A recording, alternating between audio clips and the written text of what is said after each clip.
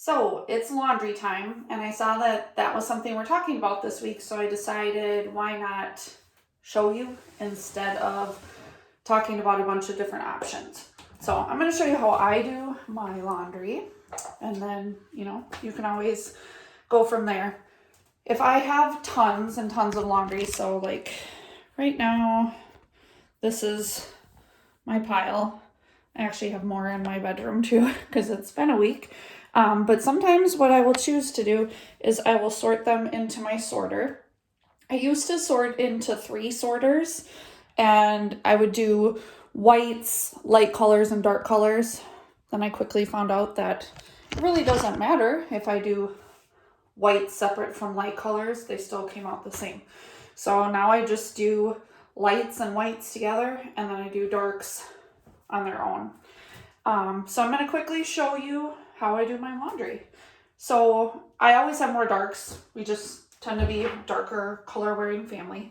So I pull out my darks, my lights, socks and light colored shirts go in my light colored bin, and I just throw all of my dark clothes right into my washing machine. And it's kind of at your discretion what you think is light and dark. Like this is a shirt I kind of go, could be light, could be dark.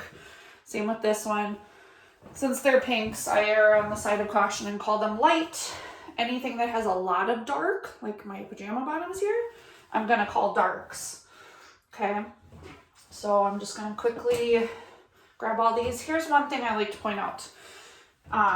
And I've been trying to train my husband for 20 years to do this, but I zip up all my zippers because otherwise I find that sometimes my clothes will come out with teeny tiny, almost like pinholes that eventually expand into something bigger. And I think it's because of that. Now, this is another one. If you're not sure about fabrics, you do need to stop and read the little tag on your shirt. This is a new shirt I got, and the fabric doesn't feel like regular cotton because it's not. It's polyester. And let's see, it says wash with light colors, don't bleach, hang to dry. So that's an important thing I'll have to remember is I do not want to put that in the dryer when I'm done. So just about done filling up my machine here. And that might be something you guys are wondering about as well. Oh, always check sweaters because a lot of times if they have any wool in them, they cannot go in the wash because they will shrink. Another thing, make sure jean zippers are zipped up. Again, for the same reason, these metal ones are really notorious for catching on other clothes. I don't know if you guys know this, but for jeans, I've always been taught that you can wear them several times before you should wash them. They're made to be worn several times before you wash them, unless you do actually get them dirty. So if you feel like they're getting kind of stinky just from being worn a lot, then throw them in the dryer with a softener sheet, and then just put them in for a few minutes, and that should freshen them up. Okay, so next thing I want to talk about is your variety of choices with laundry soaps. So I have a few different options here. One is the pod. I like these because my kids wash their own laundry and it's super easy for them. I have the front load washers. So this literally just gets chucked into the center and it washes itself. Sometimes though, I find that it doesn't disintegrate all the way, and I'll find little pieces of this plastic in my washer. I think that's gross. The new thing that we are getting into is sheets. And these are just made by True Earth. But you rip this in half on the perforations and throw it in the wash as well, just like one of the pods. And I don't get any leftover anything in there. And then lastly, I do keep liquid soap around.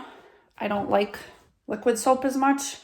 But if I need to wash maybe a smaller load of laundry, I'm going to use liquid soap. In my machine, it goes here in the top. My husband keeps taking out the little thing, but this goes in there, sits in there. Then I pour my liquid into this dispenser, close it up, good to go. Okay, but yeah, I usually tend to only use this for smaller loads, and that's why we only have, you know, a tiny bottle of it. So next we need to, so my washer's filled up. You can't see, but it's filled up. I don't ever fill it more than halfway or 2/3 because if it's too full in there, things won't get washed. But I hope you all saw my cute little turtle I put on there. Then we're going to come over here and mess with the dials. So power is first.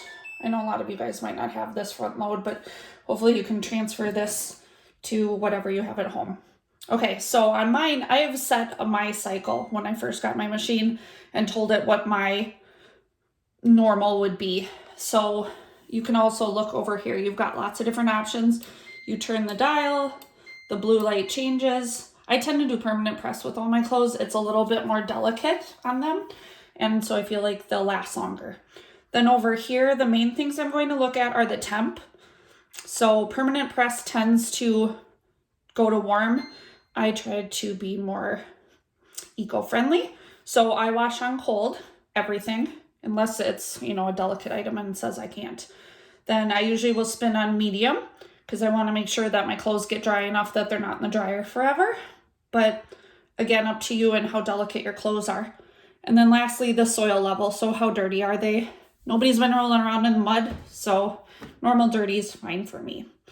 Okay, I do have a couple extra things on here, like I can do an extra rinse if my clothes seem really, really dirty, or an extra spin if I'm afraid that, you know, there's a lot of jeans in there and it's going to take a little bit more to get the water out. And then just some other options as well. So then when I'm done, I'm just going to hit start. I had to make sure that my door was shut really well because we don't want water everywhere. Then you're done. Once that's done, then we're going to head over to dryer, right? Throw everything in the dryer. I do want to point out, growing up, my mom always said to use dryer sheets. I use dryer balls. Dryer sheets have chemicals in them, at least all the ones I've seen. Dryer balls are not going to add the scent to your clothes like a dryer sheet would, but there's a trick. You might think I'm weird for this, but so ignore the nail polish. But up here I have essential oils. We throw a couple dabs of essential oils on these balls to get the scent we want. Then we just chuck it in the dryer. Usually I'll put 2 of them in there with my clothes. Close it up. You know, do the exact same thing that we did on the washing machine in terms of, you know, trying to pick what options you want, because I have a dial here as well. So again, you're going to pick what kinds you want. I usually do a normal.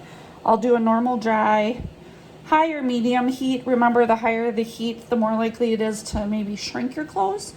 And then time, you'll get that figured out eventually, but a lot of machines will have either time dry or they'll just sense the time.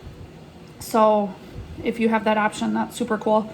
And then the other thing I like to use is this wrinkle prevent, because I tend to not get to my machine right away when it's done, or when it's done drying. So if I click the wrinkle prevent, I don't know how often it is, but maybe every 5 minutes or so, it will just run the machine for a couple seconds so that the clothes aren't laying and getting like all wrinkled on each other. So let me know if you have any other questions beyond that. Otherwise, that's how I do my laundry.